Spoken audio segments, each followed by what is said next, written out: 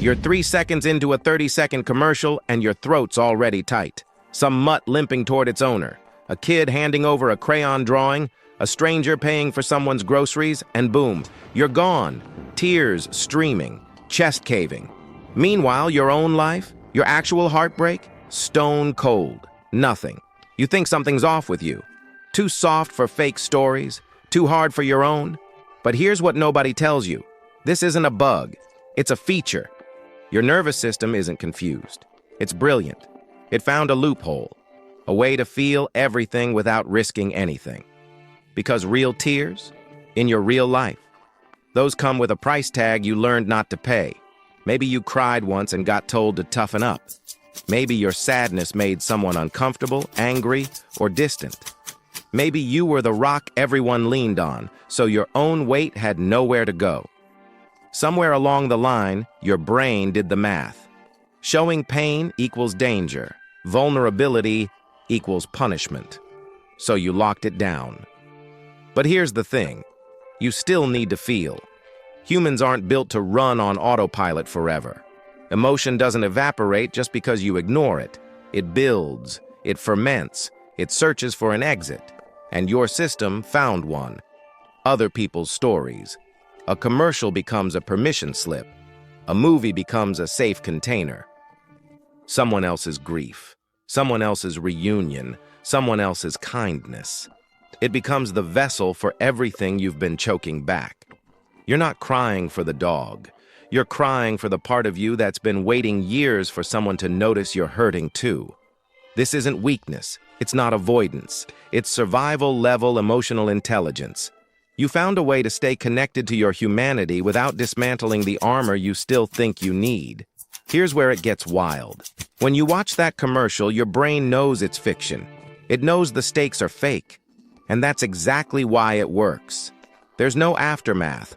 No one's going to ask you why you're crying or tell you to get over it. No one needs you to explain, justify, or fix anything. The story ends, the credits roll, you wipe your face and move on, safe, but your own pain, that doesn't have an off switch. If you let yourself cry about your loneliness, your burnout, your unmet needs, what then? Who's going to hold that? What if it never stops? What if people see you differently? What if you become the problem? So your nervous system made a deal. It said, I'll let you feel, but only when it's not about you. Only when there's distance. Only when you can pretend it's just a touching story and not the raw, unprocessed grief you've been carrying since childhood. And the wildest part? It works. Those tears are real. The relief you feel after a good cry during a movie? That's your body finally releasing pressure it's been holding for weeks, months, maybe years. You're not faking emotion. You're redirecting it. Channeling your own unspoken sorrow through someone else's narrative because that's the only route your system trusts. This is why you can sob over a Pixar film but stay blank-faced at a funeral. Why a stranger's act of kindness in a Super Bowl ad guts you, but your own exhaustion gets filed under "I'm fine."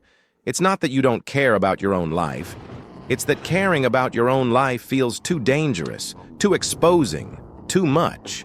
So you cry for the dog, for the soldier coming home, for the elderly couple holding hands, and secretly, quietly, you're crying for you, and nobody taught you this was okay. Nobody sat you down and said, hey, the way you're wired to survive might also be the way you accidentally exile your own heart. Because that's what's happening. Every time you swallow your real tears and save them for fiction, you're reinforcing an old belief. My pain isn't worth witnessing. Only other people's suffering deserves attention. But that's a lie. Your grief matters just as much as the fictional kid in the commercial. Your loneliness is just as valid as the movie characters. Your exhaustion, your disappointment, your quiet desperation to be seen, it all counts. It all deserves space. It all deserves you. The problem isn't that you cry at commercials. The problem is that somewhere along the way, you learned your own story wasn't worth crying over, that your needs were inconvenient, that your feelings were too much or not enough or just wrong. So you found a workaround, a proxy, a way to feel without being seen feeling. And listen, That worked. It got you here. It kept you functional, but it also kept you distant from the very thing you need most, your own tenderness. Because here's the shift. Those commercial tears aren't proof you're broken.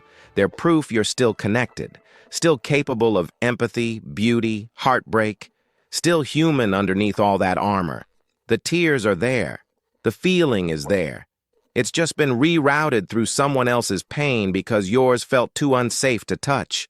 But what if it didn't have to be that way anymore? What if you didn't need a 30-second dog video to give yourself permission to feel? What if your own story, your own heartache, was finally allowed to matter? Not someday, not when you're better. Right now, exactly as you are. You don't have to force it. You don't have to manufacture real-life tears to prove you're healing. That's not how this works. Healing isn't about crying more. It's about allowing more. It starts small. The next time a commercial hits you, don't brush it off. Don't laugh it away or feel embarrassed. Pause. Put a hand on your chest and ask, what part of me needed this? Maybe it's the part that's bone-tired of pretending to be okay. Maybe it's the part that misses being held. Maybe it's the part that just wants someone, anyone, to notice you're barely hanging on. Let that part speak. Let it be seen. Even if it's just you doing the seeing, because the tears were never the problem. The problem was the belief that your pain wasn't safe to show. And that belief, it's old, it's outdated. It doesn't have to run your life anymore. You're not broken for crying at commercials. You're not weak for staying dry-eyed in your own storms. You're adaptive, you're resilient, and you're also, quietly, carefully, ready to start letting yourself back in. So keep crying at the dog videos, keep letting the movies crack you open, but also start whispering to yourself, my story matters too. My heart deserves this tenderness too. Not because you have to earn it, not because you've suffered enough, but because you're human. And humans need to feel, safely, fully, without apology. If this landed, drop a comment. Tell me what makes you cry when your own life won't. And if you know someone who needs to hear this, someone who's always the strong one, always holding it together, send it to them. Sometimes we all need permission to fall apart. Consider this yours. You're not too much. You're not too little. You're exactly enough.